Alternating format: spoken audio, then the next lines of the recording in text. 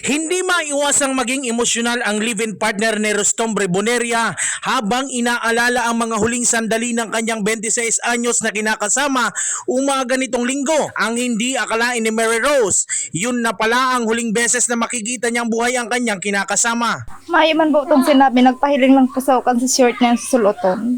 Himan lang po ito, tapos nangirit po. Nitong linggo, August 17, nabaril patay si Rustom ng isang 67 anyos na suspect na kinilala sa pangalang Pay Padong, caretaker ng isang fish pond sa lugar matapos umanong pumasok ang biktima sa lugar kasama ang tatlo pa sa barangay New Kaalwan, Tinambak, Camarines Sur. May shooting incident kami dito last August 17. Nangyari ang shooting sa sarong fish pond. To be specific, ang inaalagaan nila duman is mud crab.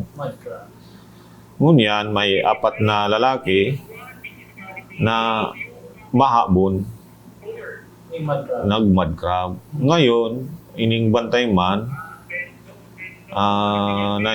naaktuhan niya, kaya nabadil gamit ang isang revolver na Magnum 357. Isang tama ng bala sa bandang likuran ang natamo ng biktima hanggang sa matumba sa tubig ng Bakawanan at binawian ng buhay. Ayon sa naulilang partner ng biktima, ngayong araw na sana ang umpisa ng trabaho nito bilang driver.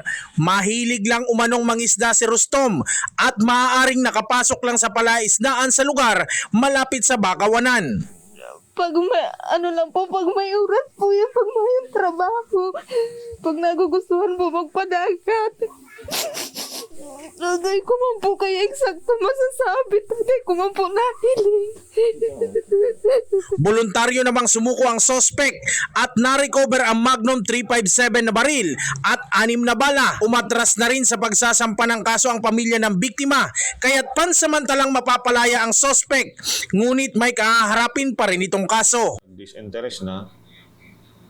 Hindi ko rin actually alam kung ano yung pinag-usapan nila. Sa kanila na yun. Pero yung wife ng victim is parang hindi parang ng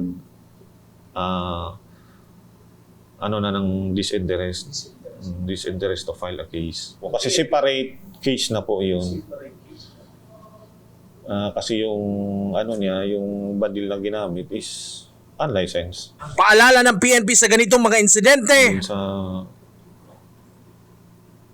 bantay, kung magkaano man kayo ng baril, siguro mas maganda kumuha na lang kayo ng license. Mag-under kayo ng tamang process para ma-justify yung mga ganyang insidente. Hindi na natin masabi kasi 4 ngayong nakapasok na Tapos sa mga mga may balak dyan na rugayan ang gibo na mga kumbaga madali unasan ng kwarta, magtrabaho naman kitang patas.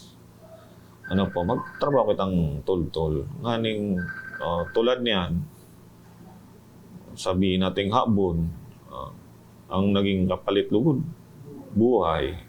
Sayang naman. Aki pa pati itong victim. Jan Amador, CSN.